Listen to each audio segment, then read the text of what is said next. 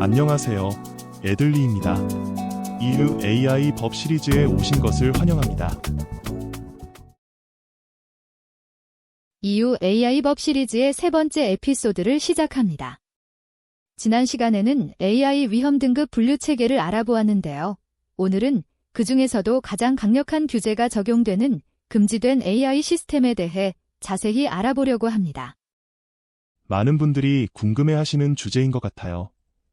AI가 우리 삶에 깊숙이 들어온 만큼 어떤 AI 시스템이 왜 금지되는지 정확히 이해하는 게 중요하겠죠? EU AI법이 금지하는 AI 시스템에는 어떤 것들이 있나요? 크게 7가지 유형으로 나눌 수 있어요. 잠재의식 조작 시스템, 취약계층 착취 시스템, 사회적 점수 시스템, 생체 정보 기반 추론 시스템, 법 집행 목적의 실시간 생체 인식 시스템, 그리고 감정 추론 시스템과 범죄 예측 시스템이 있습니다. EU AI법에서는 이러한 시스템의 시행을 어떻게 규제하나요? 이러한 시스템에 대해서는 시장 출시, 서비스 개시, 사용을 금지하며 이를 어길 경우 최대 3,500만 유로 또는 전 세계 연간 총매출의 7% 중 높은 금액에 해당하는 과징금을 부과합니다. 하나하나 자세히 살펴볼까요?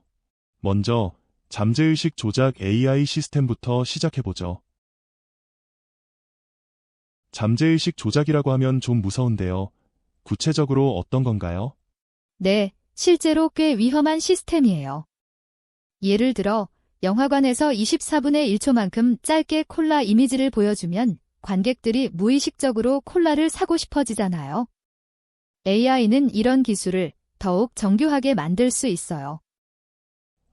그럼 우리가 인지하지 못하는 사이에 특정 상품을 사도록 유도하거나 심지어 정치적 성향에도 영향을 미칠 수 있다는 거네요. 맞아요. 더 심각한 건 AI가 개인의 취약점이나 심리적 특성을 분석해서 더 효과적으로 조작할 수 있다는 거예요. 그래서 EU에서는 이런 시스템을 전면 금지하기로 한 거죠.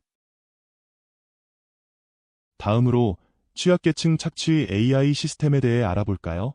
이건 좀 심각한 문제처럼 들리는데요. 네, 매우 중요한 문제예요.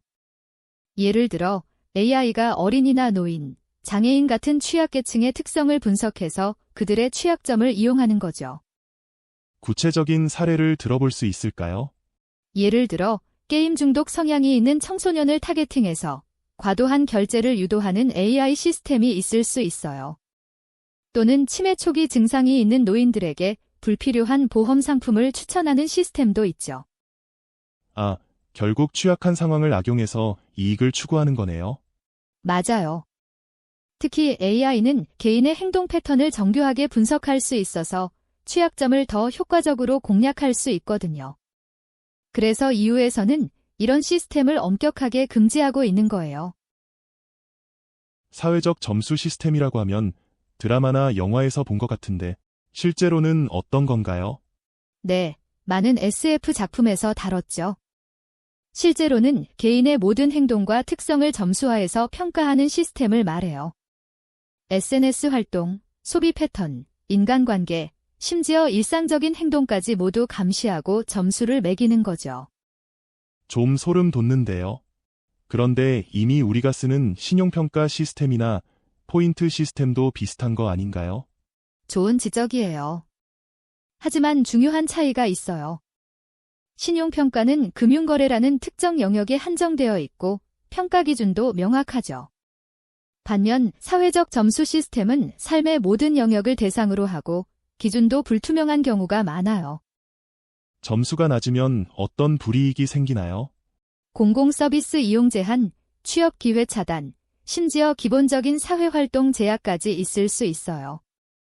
가장 큰 문제는 이런 시스템이 사회적 차별을 공고히 하고 개인의 자유를 심각하게 침해한다는 거죠.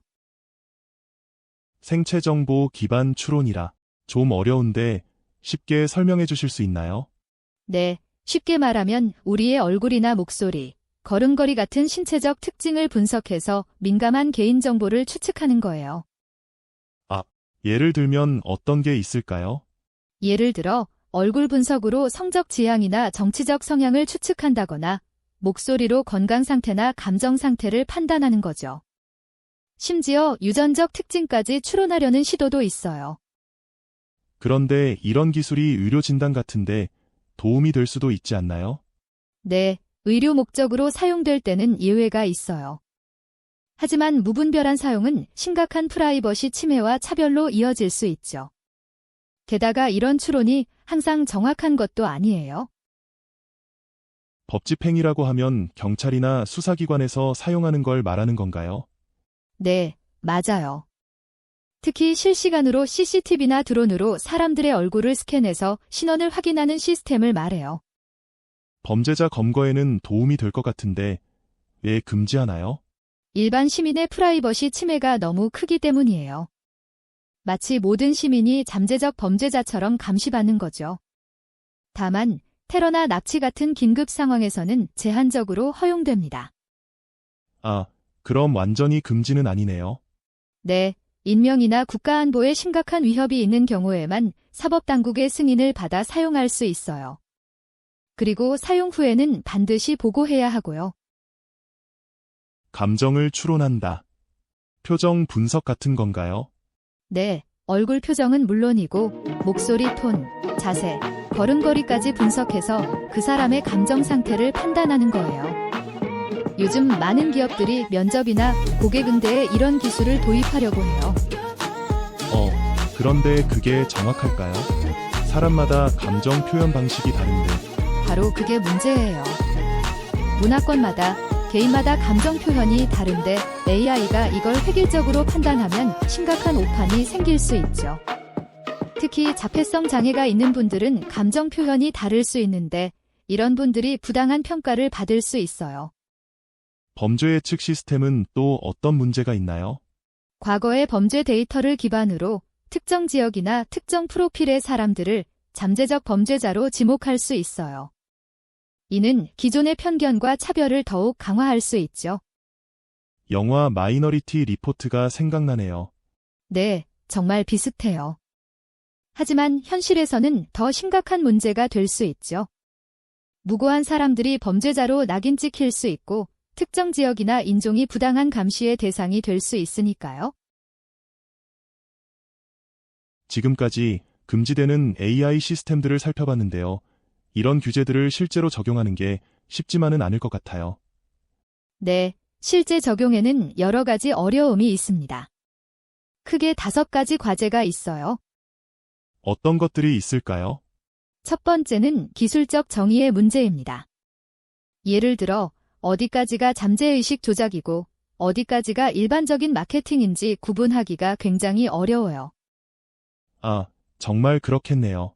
온라인 광고나 추천 시스템도 어떻게 보면 우리의 심리를 이용하는 거니까요. 맞아요. 두 번째는 탐지의 어려움입니다. AI가 어떤 방식으로 조작을 하는지 찾아내기가 쉽지 않죠. 특히 사회적 점수 시스템 같은 경우는 겉으로는 단순한 포인트 제도처럼 보일 수 있거든요. 세 번째 과제는 무엇인가요? 집행상의 문제입니다. AI 서비스는 국경을 넘나들며 제공되는데 각 나라마다 규제 기준이 다르면 법 집행이 어려워져요. 아, 한 국가에서 금지해도 다른 나라에서는 허용될 수 있다는 거죠? 네, 맞습니다. 네 번째로는 예외 관리의 문제가 있어요. 예를 들어 생체인식 시스템은 의료 목적으로는 필요한데 이런 예외를 어떻게 관리할지가 과제죠. 법 집행 목적의 안면 인식도 비슷한 경우겠네요. 네, 테러나 납치 같은 긴급 상황에서는 필요할 수 있으니까요. 마지막으로 기술 진화의 문제가 있습니다. AI 기술이 계속 발전하면서 새로운 형태의 위험이 생길 수 있다는 거죠. 정확합니다. 특히 AI가 점점 더 교묘해지면서 금지된 기능을 숨기거나 우회하는 방법도 더 정교해질 수 있어요. 결국 이런 한계들을 어떻게 극복하느냐가 성공적인 규제의 핵심이겠네요. 네, 그래서 기술 발전에 맞춘 규제의 지속적인 업데이트와 국제적인 협력이 매우 중요합니다. 오늘 다룬 내용을 통해 어떤 인사이트를 얻을 수 있을까요? 3가지 중요한 인사이트가 있어요. 첫째, 금지는 목적이 아닌 수단이라는 점이에요. 이후의 AI 규제는 기술 발전을 막으려는 게 아니라 인간 중심의 AI 발전을 추구하는 거죠. AI가 우리를 위협하지 않도록 하자는 거네요. 네, 둘째로 AI 위험의 진화예요. AI 기술이 발전하면서 새로운 형태의 위험이 계속 등장할 거예요. 그래서 규제도 계속 진화해야 해요. 마지막 인사이트는 뭔가요? 글로벌 거버넌스의 필요성이에요. AI는 이제 한 국가나 지역의 문제가 아니에요. 전 세계가 협력해서 관리하고 규제해야 하는 글로벌 이슈가 된 거죠. 아하, 결국 AI 규제는 인류 전체의 과제라는 말씀이시네요. 네, 맞아요. 오늘 배운 내용을 정리해보면 AI 규제는 결국 인간을 보호하기 위한 것이라는 걸 알 수 있었어요. 맞아요. 특히 EU AI 법의 금지 조항들은 인간의 자율성과 존엄성을 지키기 위한 최소한의 안전장치라고 할 수 있죠. 다음 시간에는 고위험 AI 시스템에 대해 알아보기로 하고 오늘은 여기서 마무리하겠습니다. 시청해주셔서 감사합니다. 구독, 좋아요, 그리고 댓글로 여러분의 생각을 들려주세요. 다음 시간에 더 알찬 내용으로 찾아뵙겠습니다.